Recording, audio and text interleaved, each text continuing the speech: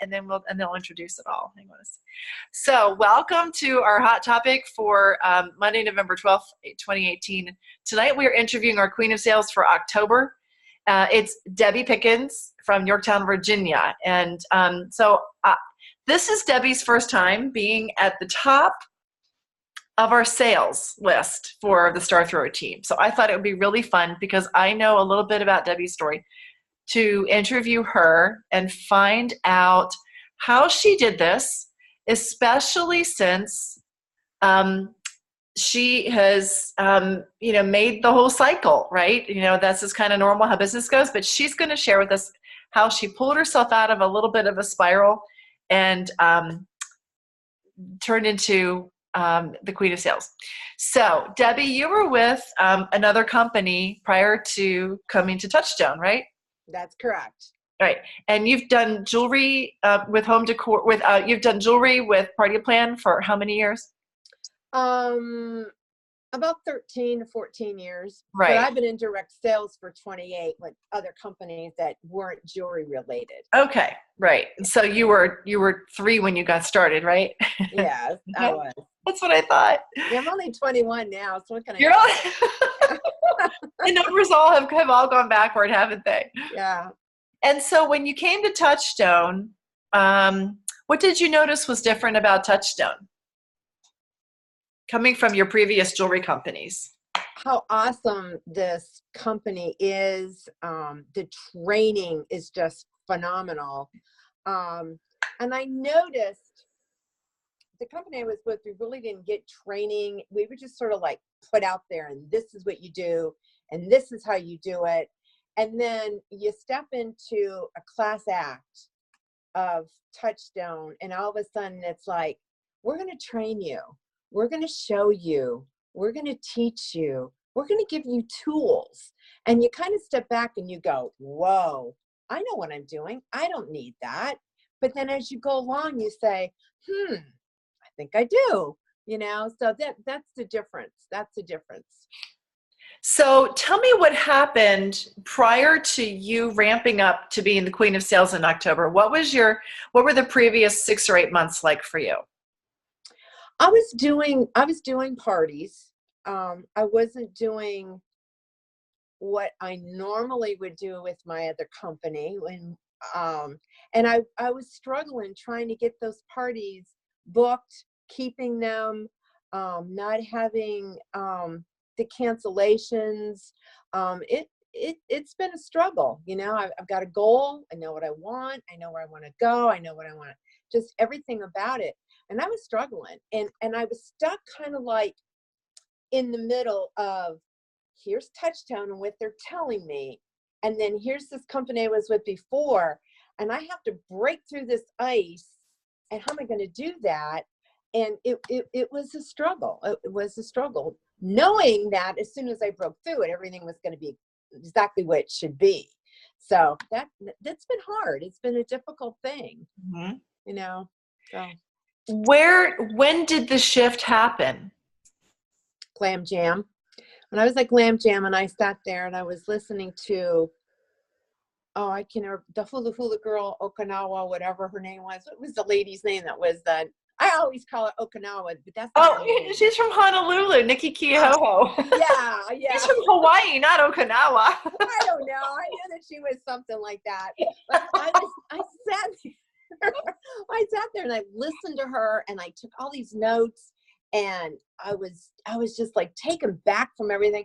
I actually, God bless you, Shanna, I was listening to you too, and all the things that you did and where you were at and what you did. And I sat there and I thought, I've got to change. I have got to step out of this. I've got to change. It's up to me. Nobody can do it for me. I have got to do this for me. And that's what I did. I decided it was time to do the change.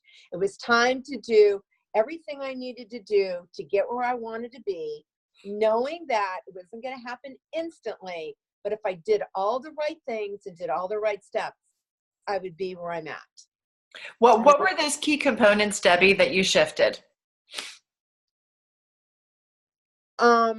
I decided that I needed to step out of my boundary, and I you guys are going to laugh at me when I tell you this, but I got a map of York County, and I put right where I lived, and then I put a great big circle around it. And these are all the places that I needed to jump out to. And I wanted to step away from, I wanted to get into a younger group of people, younger. And when I say younger, I'm talking 30s, 40s, you know, early 50s. I wanted to jump into that.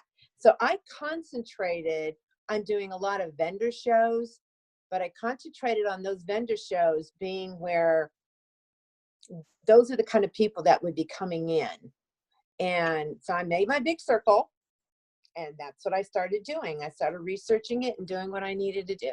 Had to start from that angle, had to.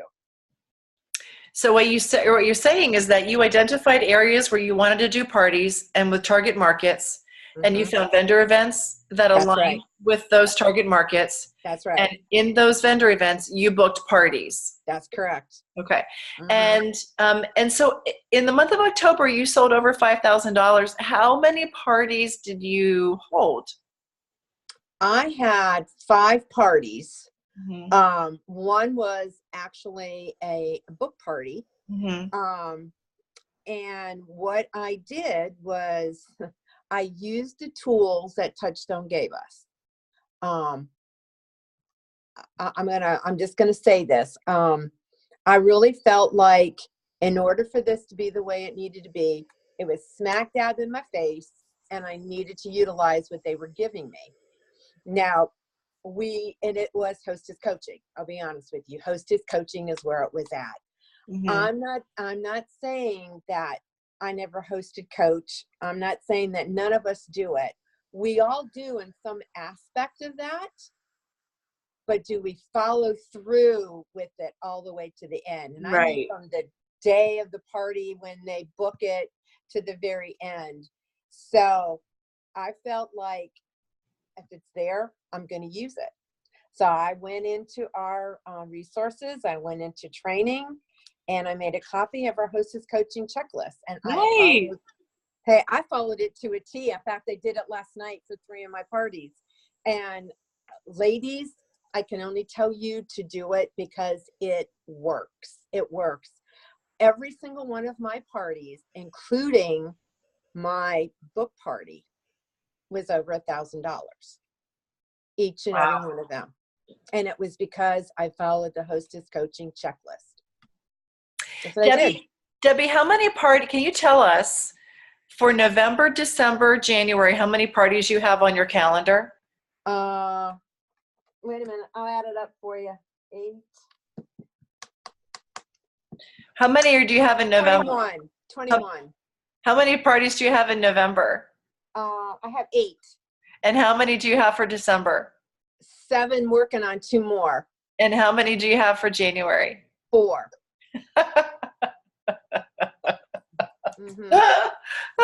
I'm so happy. Yes. Oh and my God.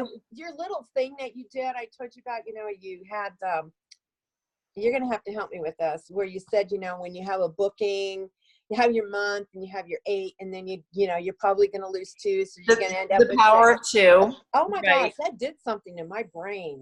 And I mean, it was like, yeah, that is so cool. I actually had that little thing that I made, and I've been following that with my own. So the parties that you did, the live parties that you did in November, did you book parties from those parties? Yes. Sure did. And I know for a fact that you do the 5-part party presentation religiously. That's How many parties were you booking from each party? Some parties I got 2, and some parties I got 3. Great. What is amazing with all of those is that just like when you look at your little chart thing, you always say somebody is going to fall off the wagon. They're not going to follow through. Each and every one of these gals have followed through. I haven't had anybody cancel out on me as of yet. That's amazing. Yeah. That's great. Okay. Let me open it up to anyone with questions for Debbie. This is really, she's doing the business in such a beautiful, classic, duplicatable way. Curious, what questions do you all have for her? Anybody? This is Shanna. I just want to say congratulations. Way to rock it. Thank you, sweetheart. I have a question for Debbie. How did you tell me about your process for getting the vendor events? Like what were some steps you took to get those and find those? I actually went online and started looking in the different areas. Like I would go, like I live really close to Williamsburg. So I just kind of went into Williamsburg and started looking to see what events were there, where they were.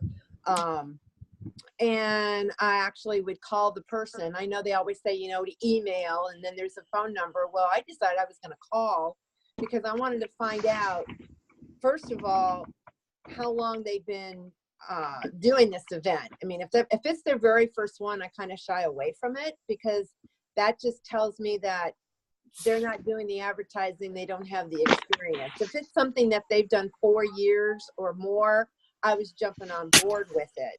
I wanted to know how they were advertising it because anybody can do a vendor event, but if they're not going to advertise it, you really want to put your little antennas up there and think about that a little bit because a lot of vendors want you to come in, but they're expecting you to do the advertising by getting all your friends to come or Right. all your clients to come. You're trying to build from that. So you want to make sure they're doing a lot of advertising, and those were the things that I was looking for. And that's what I did. And I asked a lot of questions.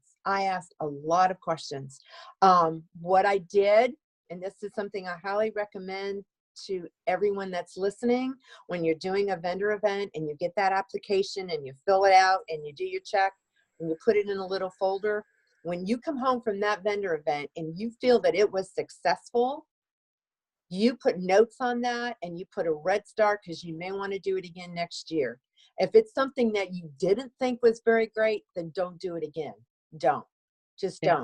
And that's what I've just been doing. I've got a little book of just filling all this kind of stuff in. And I actually would put down little notes like how many sales I had from there, how many bookings I got, how many of those bookings really stayed, who was interested in the opportunity, and followed up on that stuff. It's really important, 24 to 48 hours to do that. And that's what I did. What kinds of things did you say at the vendor event? Such as? Like to book parties. Like what did you, or did you play a game? Did you do a gift? What did you do? Well, I had a piece of jewelry out there, just a birthstone bracelet. Okay. And I had for them for a drawing, you know, okay. And I had them fill out the little slip of paper. But I was really upfront with them and told them that if they didn't fill it all the way through and I drew their name, I wasn't going to call them. They had to answer all the questions, and they did. I would come out and say, well, you know. Did you post that? Did I what? Sorry to interrupt. It's okay. What was your question? I just wanted to make sure I get in there. I'd love to see like your signage and like your form that you had. Could you post like pictures of that? That would be amazing. Yeah. Can you hear me? Yes. You were breaking up. I didn't hear anything she said. Debbie, so Debbie, she wants you to post the little form that people filled out. I got it on the back office. Okay, which one did you use? The little one, the little small one. The customer care cards? Customer care cards? Yeah, that's the only thing I used.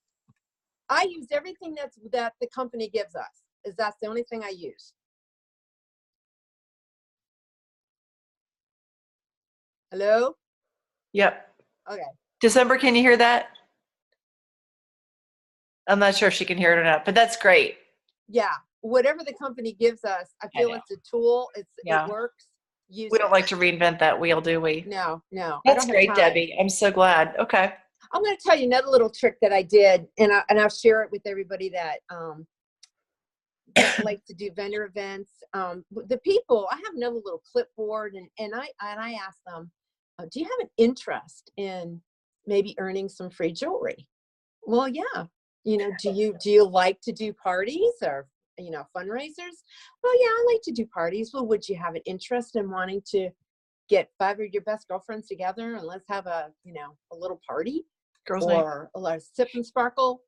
And if they go, well, yeah. And I said, well, do you mind filling this out for me?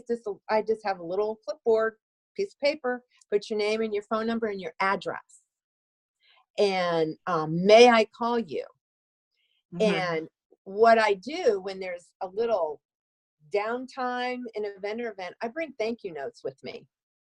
And the people that have an interest in wanting to book that party, I'll sit there and I'll write them a little note. Thank you so much for stopping at my table. It was a pleasure talking to you. You sparkled my day. I'm looking forward to talking to you. That's so cute. And when I leave that vendor event, I mail it. And I'm calling her in 24 hours. So she's going to get she's going to get that thank you note the same day that I'm calling her. Because this is on a Saturday. You figure you want to call within 24 to 48 hours. So your little thing takes the mailing address? Not the little drawing slip doesn't have the mailing address on it. I'll say, so they're doing that. But while they're doing that, I'm also asking them if they have an interest in wanting to do a sip and sparkle party. Okay, got it. Or getting 5 of your best girlfriends together. Let's really show the sparkle, something, whatever comes to me. I don't know. But then I really do those thank you notes. When there's always time when there's nobody around, gives you something to do. And I just start writing those little thank you notes out to the people that I know I want to do a party for, and I just send it to them. And I thank them for stopping by and looking at the jewelry. And, you put a sparkle in my day and I saw the sparkle in your eye. So I will be calling you and, just let it be from your heart. The personal touch and the follow-up. So it sounds to me like you've gotten really good at identifying your target market and going after those people, doing a great job of getting their attention, following up with them. Right. And then when you get the parties on the calendar, you're meticulous about the host coaching. That's and right. Following the company's checklist. So would you say that those are the things that shifted you into overdrive? Yes, to ma'am. 21 parties on the calendar between now and the end of January already? Do I what? You have 21 parties on the calendar. Is that what you said? Is that how many? Yes, between now and January, and I'm working on more January, and I don't have anything in February, so I'm going to be working on that. But I've got a lot of stuff going on. The end of this month is just going to be like I've got 5 parties right in a row. Wow, yeah, that last week of November is going to be really busy for a lot of people. Oh yeah, and Debbie, it if you have goes 21, it goes right into December too. So yeah, Debbie, if you have 21 parties on the books, you're not going to have a problem filling up your February. Good no, not at all. No, very not at all. good point. Crazy, right? Have you ever heard of that? No, that's a lot. That's a lot of parties. Yeah. No, I don't. I'm not worried about it. But think about what she did. So she did those parties, and out of those parties, she was booking 2 and 3 parties from each one. Mm-hmm. And that's how it all came about. To me, this is such a classic way of doing business, and I just love it. Mm-hmm. I've had nothing heroic. I've had so much fun. You have no idea. And you know what I love too is that Debbie has a lot of consultant leads now too, many more than she's had before, and new ones, like new people, fresh interest. And so that's been really fun. Yeah, and great new hostesses. Great new hostesses. Yeah. It's really a treat when you've done a party and you're doing another one, and there's familiar faces there. And before you even start, they come up to you and say, I'm here to buy jewelry, but I'm booking a party with you right now. Oh, okay. No, I want to do it in January, and this is just the way it's going to be. And I go, okay, no problem. And so then I called her for a little bit of hostess coaching, even though it was in January. And she said, Now, I remember what you said about, doing at least 40 invitations. And I said, yes. She says, well, I did that already. I said, oh, well, good for you. She goes, I have 25 coming. I said, Oh, all righty then. okay. All righty. Wow. January's a little bit far, but okay, Yeah. So, yeah. Hey, Debbie, December asked the question. She said, do you make any great signage? Like at your vendor events, do you put up a banner or what do you use? What do you do? I have a poster that I have in a frame that says Touchstone Crystal that I put up, and I put that in the like on the end of my table. And I have the Help Wanted sign. I do put whatever the special is. I usually have that in a pretty frame. That's pretty much what I do. Okay. My career in the past was visuals for a lot of different stores. So I'm a very visual person. And Right. Yeah. I it has to be right, or I'll tear it down and start over again. But very visual about it. And but I tell you what, I've got 2 big vendor events coming up this weekend. So I will take a picture of my table, and I will put it on our team page. Thanks. So you can see what I do. Okay. How's that? Sounds great. Okay. That'd be awesome.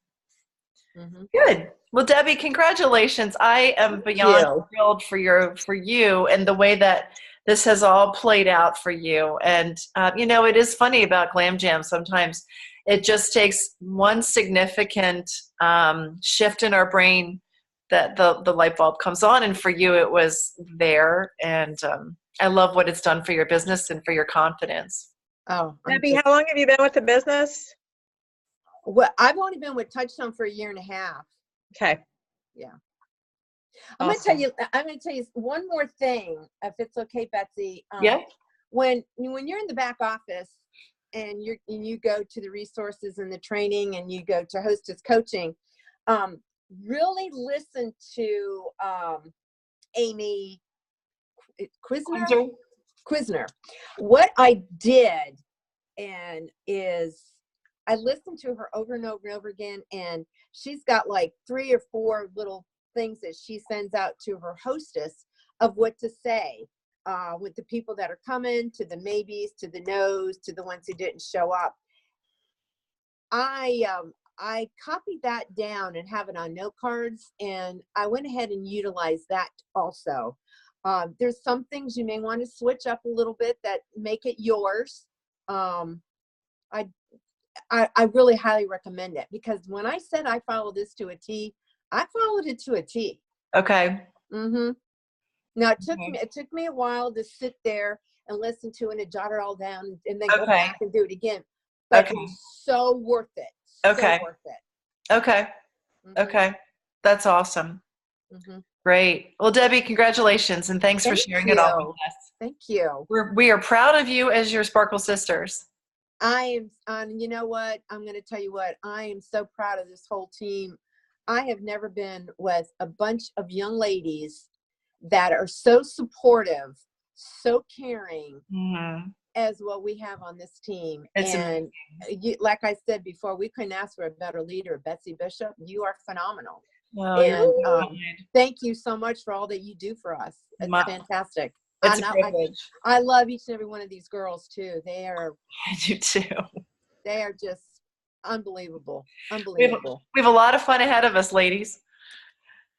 Yeah. All right. Well, y'all have a great night tonight and a terrific Tuesday. You guys are tearing it up this month. I'm very excited to see you hit your personal records and your own goals. So let me know what we can do for you. Let me know also what trainings you want to see. I don't always get it right. So be thinking about, what are you hearing from your teams? What are you hearing around you? What do you wish we would learn more about?